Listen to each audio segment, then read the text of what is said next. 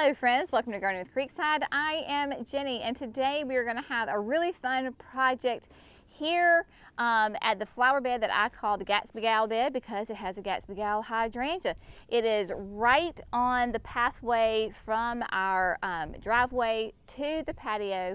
So this space is traveled a bunch. We go back and forth. Mimi and I have been planning and brainstorming and daydreaming about this bed for several weeks now. And so we have gone ahead and picked out the plants that are going to go in here. We have placed them and now we are getting ready to go ahead and plant them. Everything that we are planting today are going to be proven winners perennials.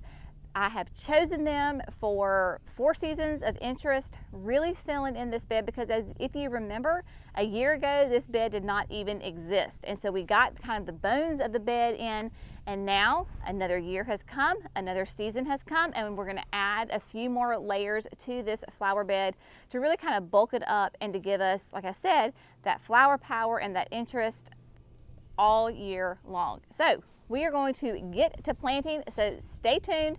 We're going to get dirty, and then as soon as we are done planting, everybody, we're going to come back and I'm going to explain to you the design process, the plant selection, and exactly how we chose to use these plants in here. So stay tuned.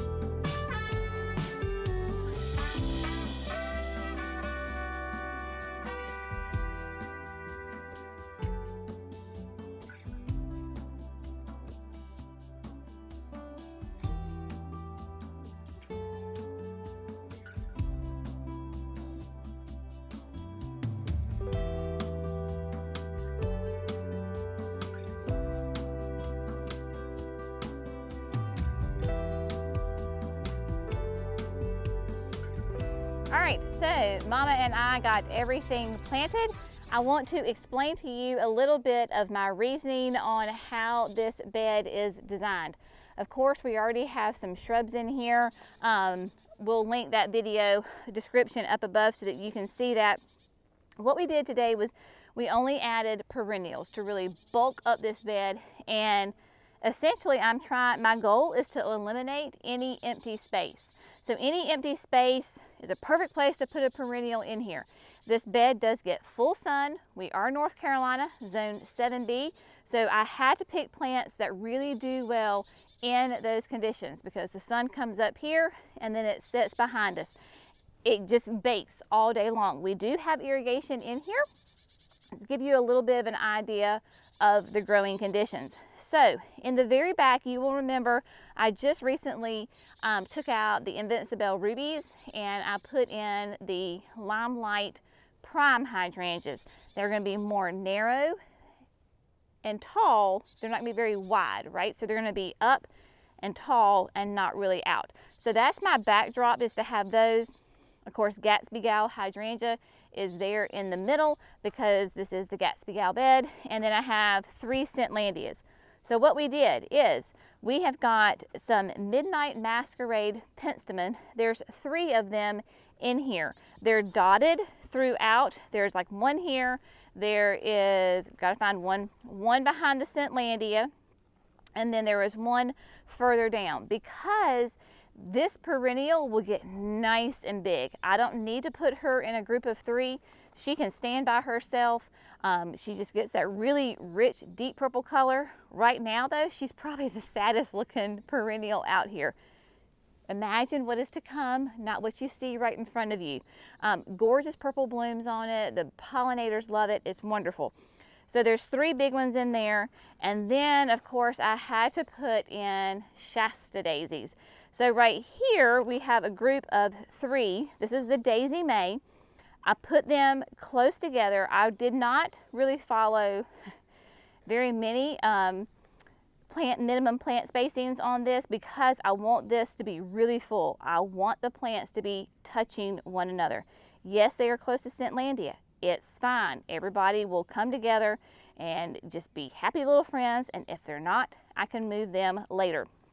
You'll probably notice too, I forgot to mention this, I don't always have the best luck with lavender because of our heavy, thick clay soil. They just seem to drown. So we have put the Sweet Romance in the Unique Stone Square Hummingbird planter. Hopefully this will work really well, because lavender hates to have wet feet. So in a container, it can drain really well. So there we go. That's going to be the plan for that. So we have the Scentlandia here. The other Penstemon is right here. Of course, the 2 Apache rose grasses that are nice and cut down. Then we have a lovely pocket right here in front of Gatsby. That is Serendipity. And yes, we're battling the sun, so excuse us, afternoon sun. Serendipity is just a sweet, it's an onion. It's an ornamental onion. That's just the best way to say it. Gorgeous. If you will remember this clip when we were at Pleasant View Gardens, oh my goodness, that just sold me on Serendipity, because they were spectacular. Now, this is really fun. We have a whole little ribbon of 5 right here, Opalescence phlox. Opalescence phlox is a nice, tall garden phlox.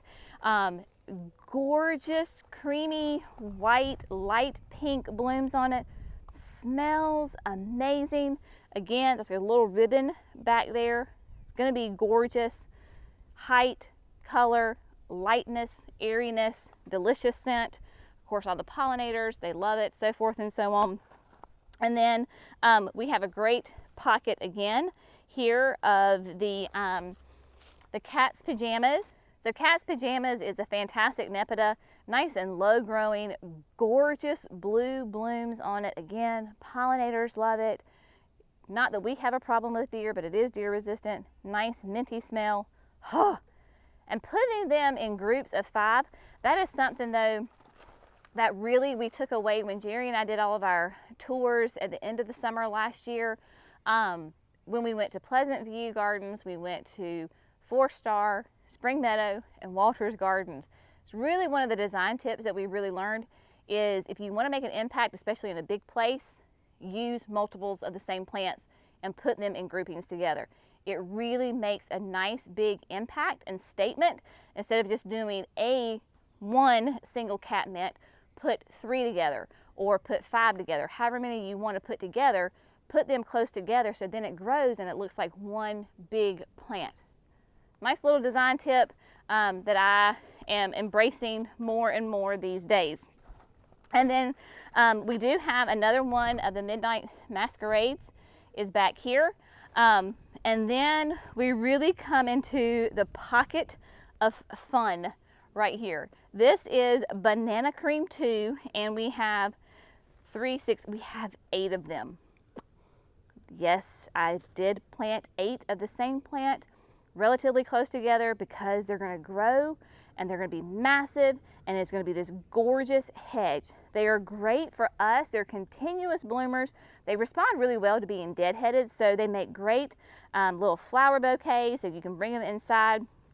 As long as you kind of keep those spent flowers off of them, they will just keep producing flowers. We had flowers in our banana cream too in our cottage garden in November. They were still blooming in November. And for us in North Carolina, we will keep this foliage year round. In fact, these plants sat outside all winter up there at the production lot. So they're not going to completely disappear. I'm going to have placeholders so I know where my plants are. It's fantastic.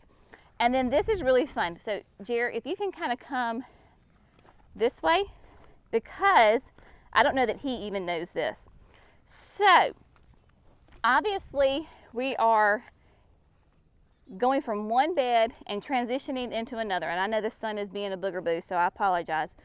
These are the David Alsons behind me. So what I did right here to kind of create a little bit of a border is I have right here 2 of the vanilla cream baptisias. So these suckers are massive. These are first year for us as far as this particular color. The root system is massive on them. So they're gonna get nice and tall and they're gonna form like one plant.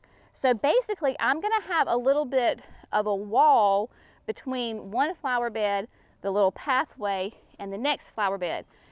You'll be able to see that there's plants over here, but it gives a little bit of a division. I know in the wintertime, sure they'll be gone, they'll be down in the ground.